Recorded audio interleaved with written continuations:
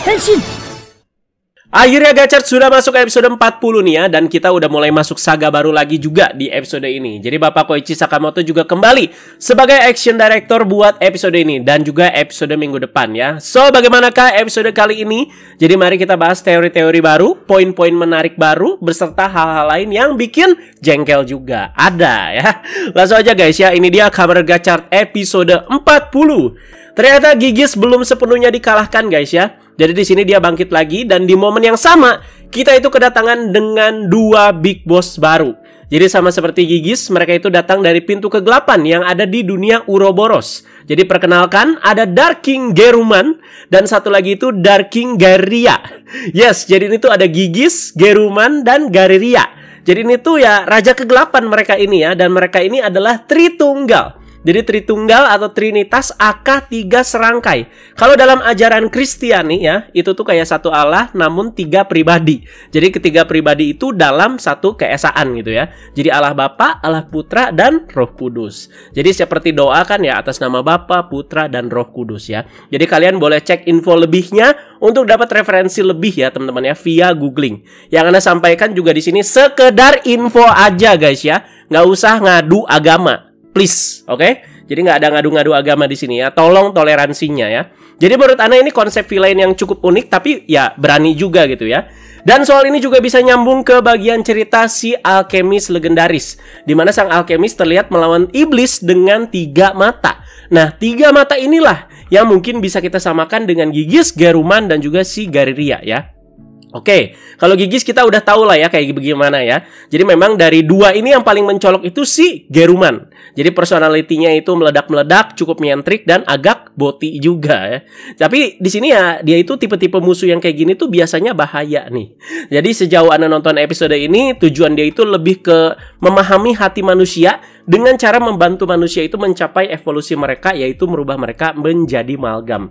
Jadi hampir mirip seperti Gigis kemarin, dimana kalau Gigis kan Kemi yang berubah jadi malgam nih ya, sebagai bentuk evolusi mereka juga. Nah sedangkan untuk Garia sih ini lebih ke tipe-tipe penjahat cewek yang arah-arah pada umumnya lah ya. Jadi belum bisa diulik lebih banyak. Dan di sini terungkap juga siapa yang mengambil Gurion setelah kalah oleh Platina Gachard di dunia Ouroboros, yaitu si Geruman. Katanya sih udah dimakan ya. Nah apakah berarti Gurion itu sudah tidak bisa dibangkitkan lagi sesuai dengan apa yang dimau dan selalu dibacotin sama si bocil, yaitu si Atropos. Dan di sini terungkap Gurion juga ternyata cuman boneka yang diciptakan sama Trinitas Raja Kegelapan ini ya. Jadi ya tingkatannya itu ya Raja Kegelapan itu paling atas, terus Gurion itu di bawahnya, dan di bawahnya lagi itu ada Three Dark Sister. Jadi ya boneka menciptakan boneka ya. Kalau Keisha ya si Gurion itu menciptakan si para Three Dark Sister ya.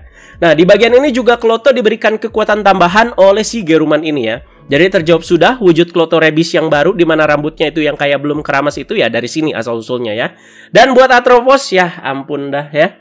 Jadi di sini pas ngomong aja kayak orang mau disuntik polio ya. Jadi tujuan awal dari 2 Raja Kegelapan ini selain Gigis adalah mengincar Bapak Fugakudo untuk sekarang ya. Nah maka dari itu si Atropos ya yang kayak bocil, dimana dia itu merasa udah dirugikan ya karena keinginannya membangkitkan papanya yaitu si Gurion tidak terkabul oleh Gigis maupun 2 Raja Kegelapan. Dia itu ngadu dalam tanda kutip ke si Rinekudo ya.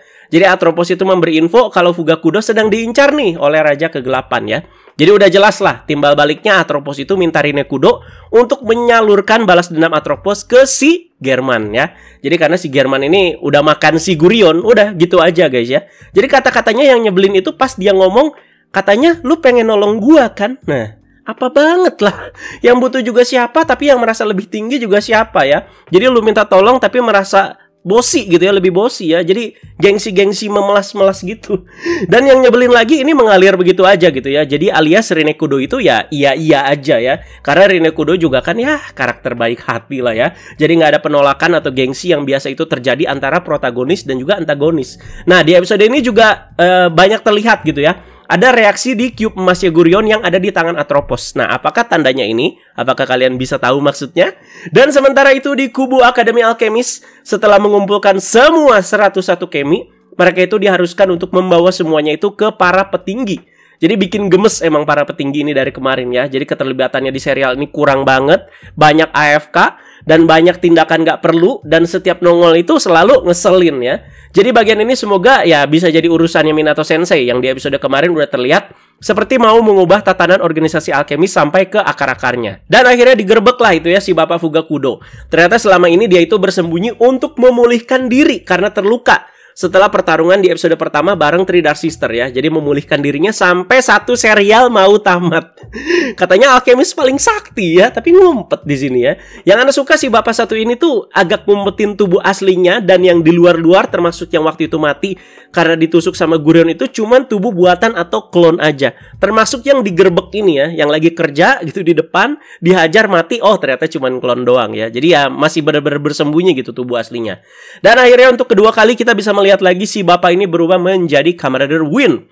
Berarti ini tuh ya Keisha dia yang berubah beneran pakai tubuh aslinya ya. Dan sayang sekali melawan Kloto yang udah makin kuat ini juga ya dia kalah dong ya. Mungkin meditasi pemulihannya di sini belum selesai, belum beres, masih lemes ya. Dan disusul dengan Trinitas dari Raja Kegelapan datang ya, dimana ini bertepatan dengan Hotaru dan kawan-kawan yang datang juga. Dan terjadilah baku hantam. Di sini si Jerman ini menciptakan golem yang kuat dengan alkimia. Yes, dengan alkimia. Katanya sih si Jerman ini yang menciptakan alkimia pertama kali. Dan ini case-nya itu di dunia gachar teman-teman ya. Jadi ya ini si Raja Kegelapan berasa semua itu berasal dari mereka. Kemi dari Gigis lah, alkimia dari si Jerman lah ya. Jadi di sini ya semuanya pada tumbang, termasuk si Hotaru yang udah berubah jadi Rainbow Gachar juga. Jadi ya mungkin kalian keheranan nih kenapa nih Rainbow Gachar udah tumbang baru juga debut 2 episode kemarin ya. Jadi ini mungkin karena efek mau ngelindungin Rinekudo sama Mas Bengkel yang mau diserang juga ya. Apalagi ini tuh serangan dari 3 Raja Kegelapan loh, ditahan seorang diri ya. Kalau nggak udah jadi serbuk gitu. Nah, tapi seharusnya belum waktunya lah ya Rainbow Gachar itu udah harus dilemahkan di sini. Tapi bagian ini menurut Anda perlu karena disinggung lagi teori baru soal batu bertuah aka Kenjanoishi. Lagi-lagi dan lagi-lagi ya, kesamaan dengan Full Metal Alchemist lagi. Tolong dong ya, anime God jangan diambil-ambil mulu lah bahan-bahannya ini sama Gachard ya. Kemarin Homunculus, terus Pintu Kegelapan, Alkimia Terlarang, voice actor FMA juga banyak tuh ya yang ngisi di Gachard ya. Sekarang ini guys, udah sangat banyak sekali. Oke, sekarang kita bahas soal batu bertuah ini. Jadi ini tuh teori baru guys ya. Tentu kemunculan Bapak Fugakudo dan Nijigon sekarang ternyata menyambung ke soal ini. Dijelaskan di dalam diri Nijigon itu ada sumber kekuatan dari Raja Kegelapan, yaitu pecahan batu bertuah ini. Pecahan guys ya, sekali lagi ya. Makanya pas tadi di pertarungan ketika Hotaru itu pakai ability Rainbow Shield-nya gitu ya, si Raja Kegelapan kayak langsung nyadar sesuatu. Oh gitu. Nah kayak gitu nyadarnya ya. Jadi asal-usul dari Nijigon yang awalnya dari telur juga dijelaskan, dimana pada awalnya telur Kemi itu diciptakan untuk memulihkan pecahan batu bertuah. Tapi telur si Nijigon ini ngilang dan tiba-tiba malah mampir ke si Bapak Fugakudo. Jadi terjawab kenapa si Bapak Fugakudo ini tuh memasukkan Nijigon ke Gachard Driver dan memberikannya ke si Hotaru. Ya tapi di sini agak bangke juga sih, berasa kayak lepas tangan dan jadi ada resiko tentu ya di kemudian hari si Hotaru yang polos dan cuman anak SMA biasa ini bakalan diincar sama Raja Kegelapan karena hal ini. Tapi kan ya kalau secara cerita ya ini kan memang takdir ya, dan Hotaru adalah generasi alkemis baru yang spesial. Tambahan juga nih yang Anda dapat dari si website official.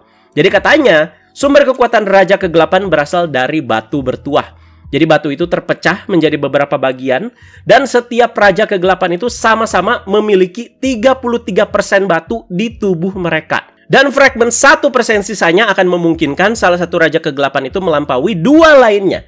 Saat Nijigon terpisah dari tubuh Gigis, pecahan batu bertuah ditempatkan ke dalam tubuh Nijigon untuk memulihkan batu tersebut. Nah, menarik soal ini guys ya. Berarti secara power level ini Raja Kegelapan seharusnya setara semua, walaupun Gigis ya terlihat seperti paling lemah gitu ya untuk sekarang ya.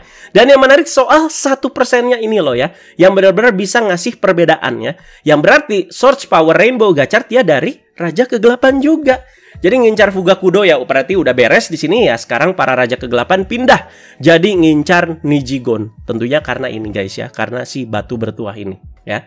Jadi Ana suka sama pemikiran Mas Bengkel nih di bagian ini ya. Ternyata muka gelisah yang dia tunjukkan di beberapa scene terakhir itu berujung dengan pendapat kontra. Dimana ya dia itu butuh dunia di mana Kamen Rider itu sudah nggak dibutuhkan. Jadi ya udah dunia itu yang damai gitu ya. Buat apa lagi butuh Kamen Rider kalau dunia itu sudah damai. Jadi pertarungan selesai ya selesai. Kekuatannya menjadi Kamen Rider ya seharusnya menghilang ya. Jadi soal manusia hidup berdampingan dengan Kemi juga apakah benar tetap bisa terwujud gitu di dunia yang udah damai ya. Karena manusia juga ya pasti sulit menerima keberadaan makhluk yang berbeda dengannya. Jadi gila, ini tuh jelek banget ya. Jadi memang begini seharusnya ya, no knife lah ya. Jadi jawaban Hotaru soal Kemi yang bisa melakukan banyak hal juga berasa nggak meyakinkan. Mantap Mas Bengkel. Dan balik lagi ke bagian yang menyebalkan, yaitu si bocil Atropos ya. Jadi Atropos dengan entengnya ngomong, kamu kok nggak ngabulin keinginan gua ngalahin si Jerman? Buset, dikira ngalahin Raja Kegelapan cuman ngentil pakai jari doang. Lo pikir segampang boker buka celana keluar tai? Nggak mungkin kan ya. Asli, Ana juga udah males ya. Semales-malesnya itu Ana bahas Atropos pak. Taulah dia anak-anak, tapi pemilihan dialog, intonasinya itu udah flat pula, bikin kesel ya. Jadi produser juga kayak berasa nggak tega gitu ya, karakter dengan wujud anak-anak seperti ini tuh harus dibikin tersiksa, apalagi harus dimatiin. Jadi walau ada di pihak antagonis, care banget di sini pengenanganannya ya si karakternya. Jadi protagonis yang lawan dia juga nggak boleh galak-galak sama Atropos. Dah intinya si Rinekudo dan Atropos di sini ya bikin apa ya, janji kelingking ya. Kalau Jerman itu udah dikalahin, si Atropos itu nggak boleh nyakitin siapa-siapa lagi. Nggak peduli Ana juga ya. Akiko Inoue ini udah ancur-ancuran banget nanganin Rinekudo. Ditambah di sini ada Atropos lagi, aduh. Gemes sudah paling bagian ini ya. Jadi hari berikutnya Digigon menghilang guys. Jadi penyebabnya apakah gara-gara kata-kata Mas Bengkel yang cukup menohok sebelumnya? Jadi Hotaru nyari, Rinekudo nyari, ketemu sama si Jerman yang ngeluarin lagi juga golem dengan alkemisnya ya. Nah karena nggak bisa berubah jadi Rainbow Gachard karena si Digigon lagi kabur ya. Nah akhirnya kita di sini bisa melihat Hotaru itu berubah lagi jadi Platina Gachard. Jadi kangen juga nih sama form ini ya. Apalagi lumayan di bagian ini dapat highlight lah ya. Dan beraksinya juga ciamik karena ditukangi sama Pak Sakamoto. Jadi masih keluar tuh ya skillnya yang menggunakan berbagai macam kemampuan Kemi. Ini bagus Pak bagian ini ya. Nah pas lagi beraksi dengan Platina Gachard juga lagunya bukan Wacaca Faya lagi ya. Tolong ya. Tapi tetap The Sky's the Limit ya. Di waktu yang bersamaan, Kloto juga lagi ngelabrak si Lachesis, teman-teman ya. Jadi Lachesis ya berubah lagi jadi si Valvarado ya. Tapi di situ Mas Bengkel juga ikut ngelindungin si Lachesis dan dua-duanya tumbang. Lachesis kalah dan juga si Mas Bengkel juga kalah dengan wujud Kamen Rider Valvaradonya ya. Jadi memang kayaknya sekuat itu ya si Kloto yang sekarang ya. Dan untuk episode minggu depan terlihat Nijigon itu menyambangi beberapa orang-orang ya. Nah, ini yang Anda tangkep guys ya. Apakah Nijigon itu emang bener-bener ketowel nih ya sama kata-kata Mas Bengkel dan mencoba membuat relasi dengan para manusia-manusia agar manusia dan Kemi itu bisa hidup berdampingan di masa depan. Ya dan di sini Anda lihat sih bakalan banyak guest yang hadir ya di episode minggu depan guys ya.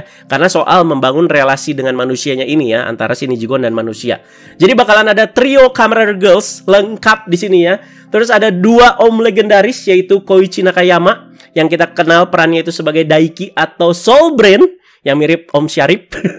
Dan ada Masaru Yamashita yang berperan sebagai Ryoma ya, aka Winspector Fire. Ini mantap sekali sih, ini legend nih buat para pencinta-pencinta Metal Heroes ya.